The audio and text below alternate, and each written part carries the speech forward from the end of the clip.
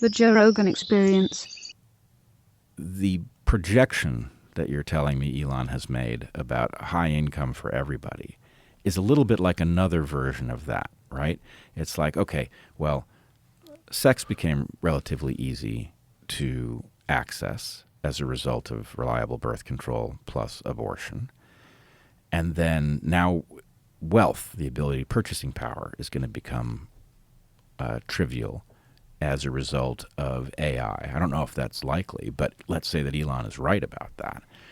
Well, okay, then what exactly is supposed to structure your orientation to the universe? What is supposed to give you purpose if it's not producing kids and protecting them from the horrors of the world and making them strong so that they can go out into it and accomplish important things of their own?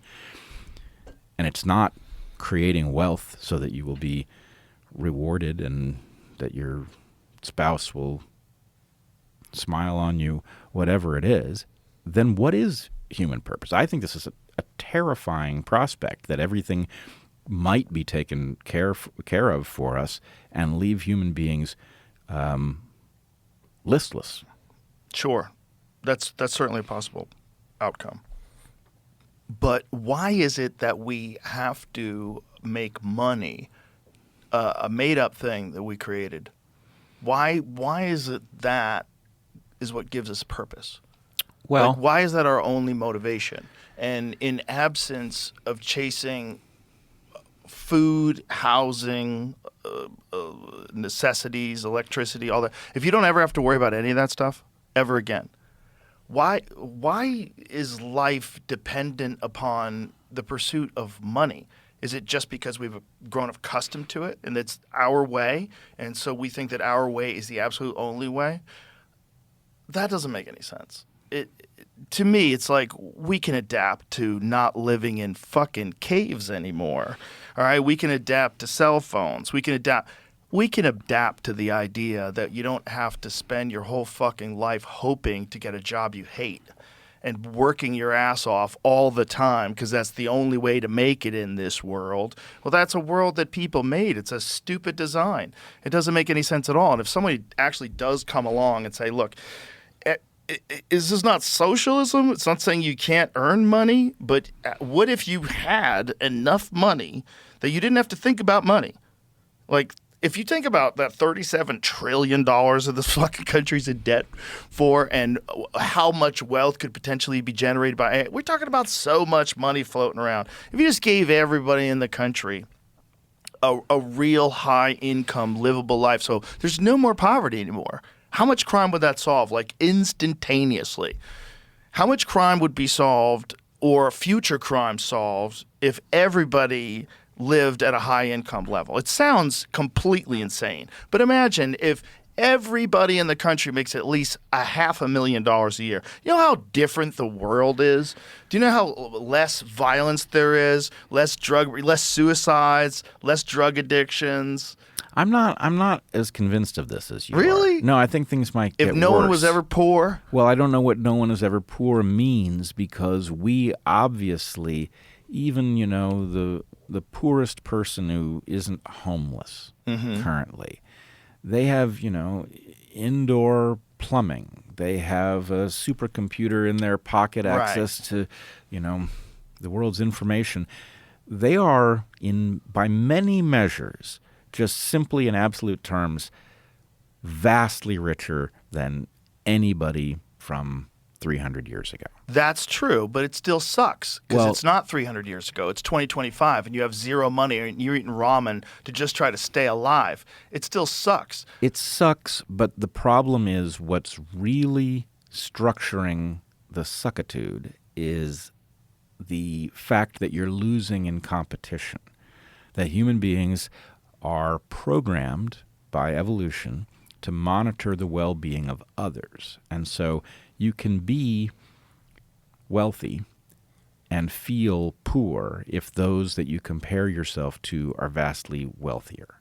Right. So and there's a reason for that, which I think this is a reasonably well reproduced result. We know that human beings pay attention to their relative well-being and that it structures how they feel about their absolute circumstances. Right, but couldn't that be hijacked by hobbies? If instead of your need to define yourself completely wrapped up in money, which is again a made-up thing. Yeah. We're talking about the only species on the planet that we're aware of that wants to accumulate so much shit that it defines itself by it, and it's constantly chasing new shit, right? Like, why does that have to be the only way we do it? No, I don't think it does have to be the only way. Well, I think this is where Uncle AI is going to step in and fix it for us, Brett.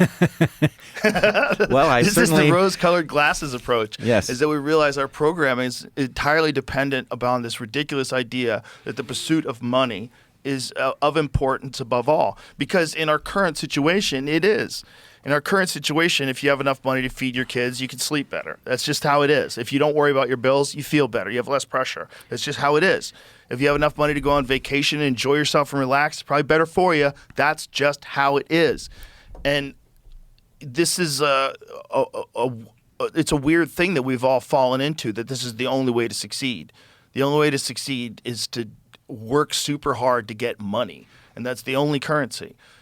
It seems like you could have, if we never worried about being poor, but then again, like, you'd never get the great stuff.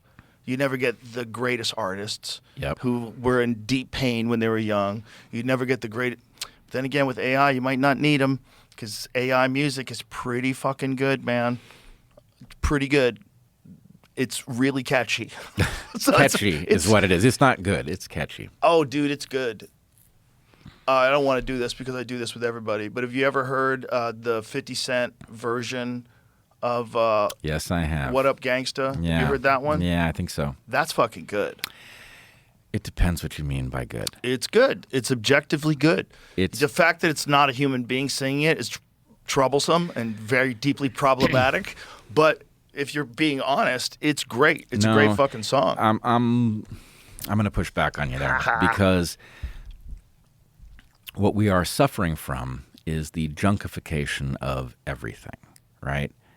And there's a way in which junk food is good, and then there's obviously a way in which it's really not. And I guess the point is something that is superficially satisfying but does not. The relationship between a person listening to music and the person producing the music is supposed to be a provocative relationship, and it is supposed to be provocative in a productive way. In other words, you're supposed to be enhanced by music. I'm not saying that you will never be triggered to have an interesting thought by artificially intelligently produced music, but the fact... I mean, this is probably easier to do with comedy, right, which I think will be the last to fall. At some point, have you ever heard AI making good jokes?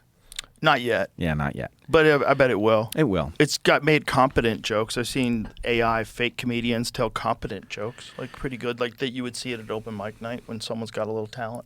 Someone's got a little talent. So yeah, that it can do tells that us now. It's not far off. Yeah, but it's going to do it. Yeah, it's going to do figure it out. So, but in the future, when they try you they're going to use this conversation to say that you're racist against AI. This is when AI becomes an actual life form, and they talk about the people that resisted AI and were racist against AI. We're racist against. Yeah, that's going to be. That's the final form of woke. That's the final boss. It is the final woke. It's woke AI Yep. that tries you for past crimes of conversation. Right. Where you described AI in a very negative and unreasonable light and actually inaccurate, and that words are violence. I'm going to ask you to edit this section out. Imagine if that comes true. I mean, that sounds like a crazy prediction, but crazier predictions have been made. But all right, let's just say you and I both know that AI is going to be able to make jokes that are actually funny in some regard. But what if you remember the TV program Alf? Yes. Okay. I barely saw it, but I did once hear an interview with one of the writers who said that in the writer room, they had a term that they called humor-like substance, where for the half-hour show they needed just one more joke that they could use to justify the use of the laugh track. It didn't have to actually be a funny joke. It just had to sound enough like a joke that when the laugh track was put on it, the people at home would feel that something funny had been said, right? So the AI, if it produces jokes that actually cause you to think, which is what a good joke does, it causes you to realize something that you didn't know that you knew or something along those lines, that's productive. And in fact, it can be very productive to have a room full of people come to that awareness simultaneously, right? It's actually a galvanizing thing. And it has interesting impacts when, you're the person in the room who didn't get it, right? That's like a profound emotional experience. Right. Or when you're the person who laughs at the wrong moment and you're out of it. Yeah, that's not good, right? Unless you're really confident. You have to be really confident that you see some humor in that that these nobody folks else don't. saw. Well, yeah, I Like- suppose that would work. But the point is, this is deep stuff in the human psyche whose purpose we have not come to any agreement about. Right. At the point that the AI can make people laugh, but they don't necessarily know what they're laughing at, then that's a step down. That's like, have you seen these, I don't know who's doing it, but there's somebody who has been experimenting with McDonald's hamburgers and seeing if they rot. And the answer is they don't, right? Guess what you just discovered? That thing that's like pretty good food isn't food at all. Oh, I know that. Listen, Right. I'm aware. I feel about it that it is a real thing. You cannot deny it. And something is crafting this that is of a type of intelligence that we've never experienced before. And I'm looking at it as, look, it exists. That genie's not going back in the bottle. Quite. I am a glass half full guy, and I'm going to enjoy myself in this life, and I'm going to enjoy some good AI music. It doesn't mean I'm not going to listen to some Sturgill Simpson or some Gary Clark Jr. or some fortifying, soul-filled songs that are written and sung by real human beings.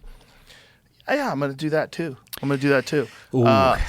I don't give a fuck. I'm here for fun. Well, but and here's that the- music is fun, and you're not stopping it, Brett. You no. can't protest it, and this is awful, and I'm going to That's boycott not- it. You're going to miss out on some awesome jams. I'll tell you, man. When we're in the fucking green room at the mothership, and I put on "Hello Gangsta" before a show, and we're all like, "God damn, we heard that song 30 times." It's so good that it gets you fired up, and it achieves. It's not dehumanizing your perspective on art and causing you to only appreciate things that are created by a different life form and not by human beings. No, it's doing its own thing, and it's a new thing. It doesn't mean I don't still love Bob Dylan. Well, but you have lived enough of a life before the AI era began that you can experiment with this thing. I think we can learn. I think the problem everybody is- worries about this upcoming generation, and they all adapt and learn. And I think our kids are going to adapt and learn too. It's just like, what are they adapting and learning to? You can learn. You can learn how to handle what's AI and what's real and why it's cool to go see a live performance. I don't know how you could say this, Joe, because we're not passing the test.